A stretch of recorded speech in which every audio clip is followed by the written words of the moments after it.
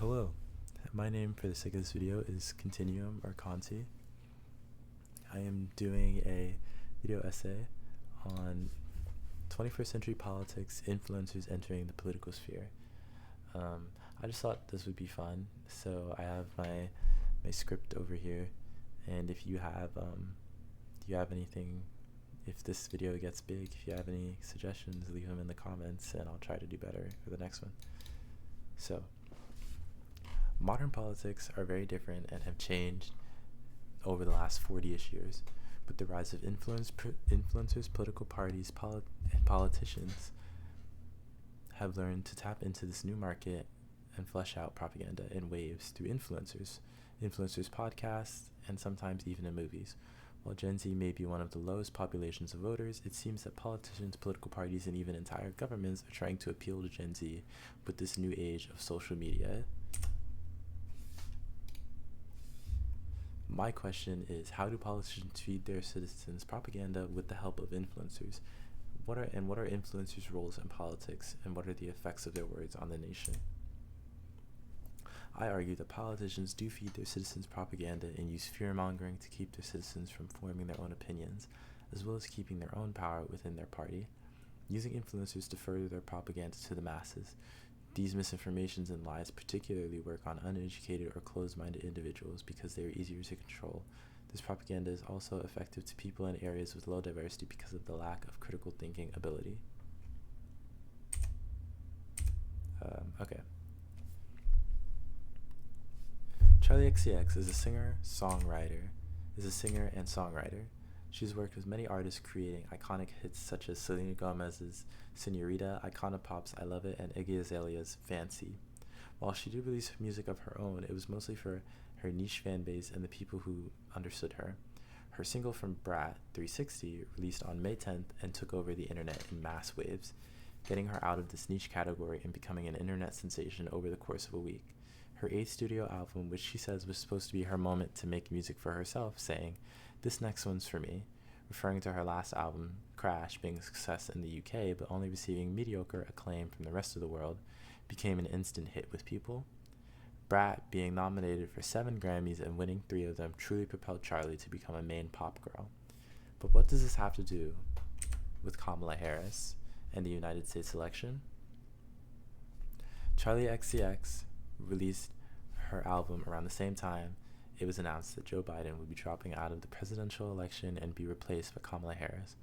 While many people knew Joe Biden for being Sleepy Joe, they also knew him as this liberal figure who was supposed to save the country from Donald Trump. No one knew Kamala Harris as well as they knew Joe Biden. This worked perfectly in her favor because she was able to build an image and really brand herself to the public. Brat comes into play here because of the internet. Edits of Kamala Harris were being made using songs like Sympathy is a Knife, 360, and Girl is So Confusing off of her album Brat. These edits went viral and propelled Kamala Harris into the light for a lot of Gen Z voters, some of the edits even getting big enough to make it to the news. Charli XCX saw this as the perfect moment to keep riding on the success of Brat, and she tweeted, "Kamala is Brat." But what does being Brat mean exactly? Charli says she defines it as a person who is unapologetically themselves, a little messy, and likes to party. They're honest, blunt. A brat is someone who lives life to the fullest, embraces their flaws, and doesn't care about societal expectations. This aligned perfectly with what Kamala was trying to spread around the country, but especially the youth. Kamala is definitely everywhere and showed it in her campaign. From podcasts to news articles to stadiums, she did it all, and she had a large, diverse population backing her compared to her Republican counterpart. This parallel of diversity can be seen within both Charli and Kamala. In Charli's 360 music video, she had all types of people featured. While the gender stayed the same, they all differed in the way they were raised, careers, walks of life, skin color, ethnicity, and sexuality. The video was simply the peak of diversity. Along with the very long list of celebrities that openly endorsed Kamala during her only 100-day campaign, the launch of Brat Summer assisted Kamala Harris's campaign with reaching the younger voters, who are notoriously the lowest voting population in the country. Using the themes of being authentically yourself and not caring about public opinion thinks using the themes of being authentically yourself and not caring about what public opinion thinks on trivial matters. From podcasts to news interviews, she did it all to reach out to the people of America and speak to an audience that she knew would be highly affected. This new untapped market of influencers with podcasts and a large Gen Z following created new pathways for propaganda for politicians. Why did it? Anyway. And this Elon Musk, Caitlyn Jenner, Andrew Tate all openly endorse Donald Trump. Only one of the three people named are American. So what would they want with American politics?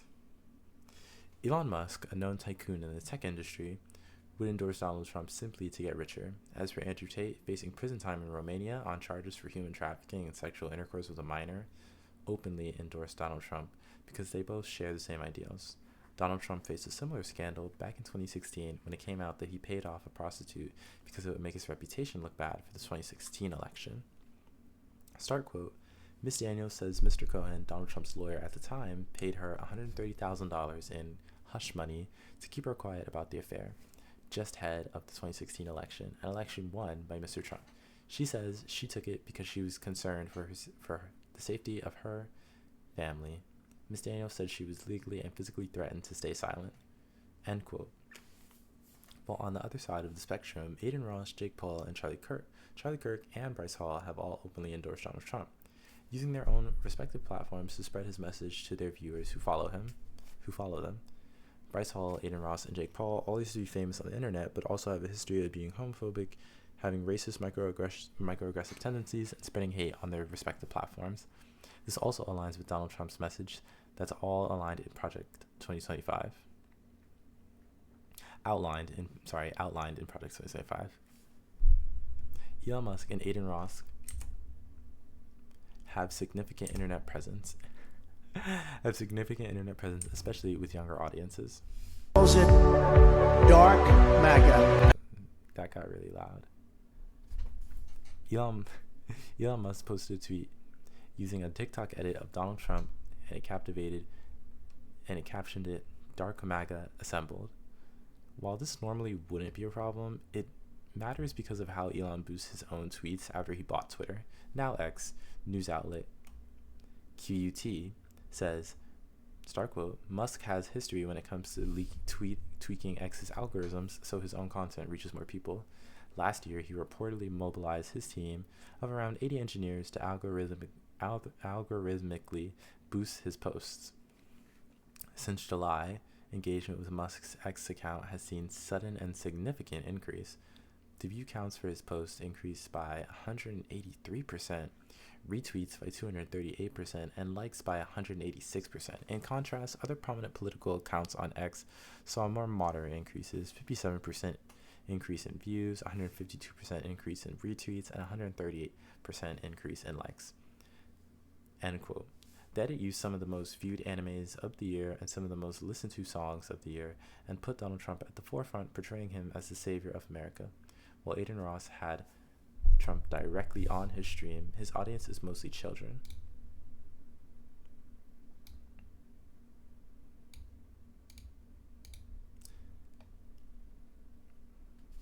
And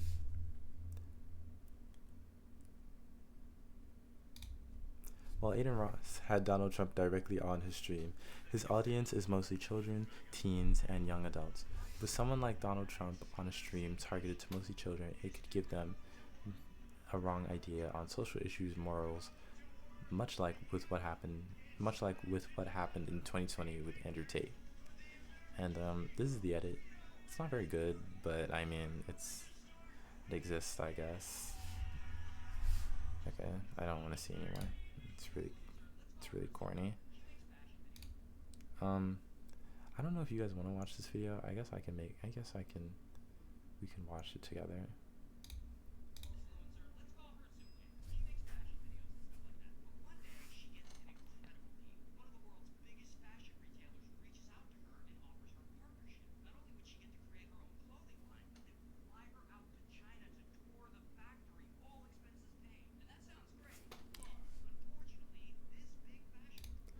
And I think you know where this is going.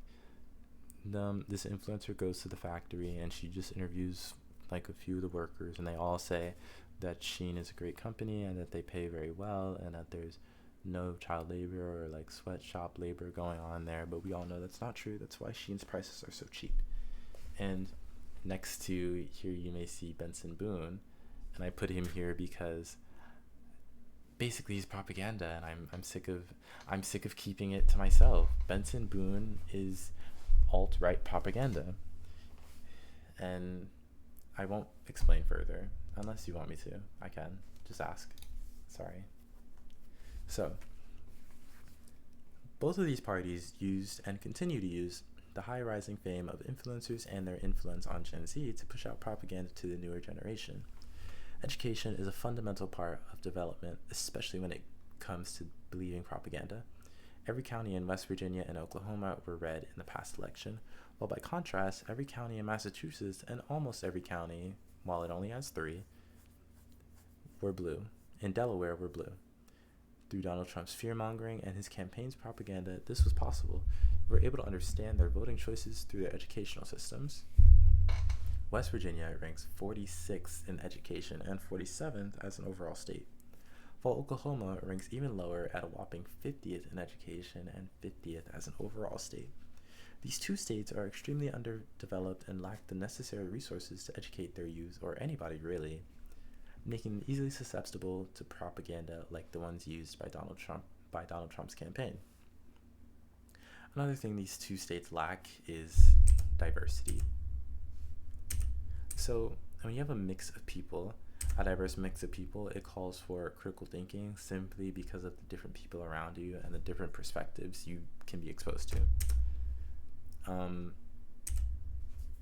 West Virginia has a 75.7% white student population in West Virginia University for college students, while Oklahoma has a 62.5% in Oklahoma University. These statistics are horrible for a college. The lack of diversity leads to hive mind thinking and the inability to relate to anyone different.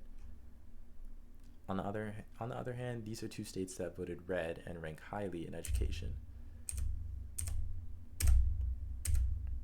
Florida ranks first in education and has over 200 colleges, and Pennsylvania has a top 10 research institution and some of the best colleges and institutions, Temple and Penn State. And both of these states voted red in the 2024 election. So why is that? This is due to the environment and education the individual was raised in. Kids who grew up poor are more likely to be leftists/liberals simply because they grew up in poverty and were able to experience different perspectives of life. While kids who grew up rich and wealthy likely didn't get those experiences of diversity in their schools or daily life. A quote from a study done by a psychologist and her team shows, start quote, "Early childhood programs are a critical outlet for fostering the mental and physical development of young children.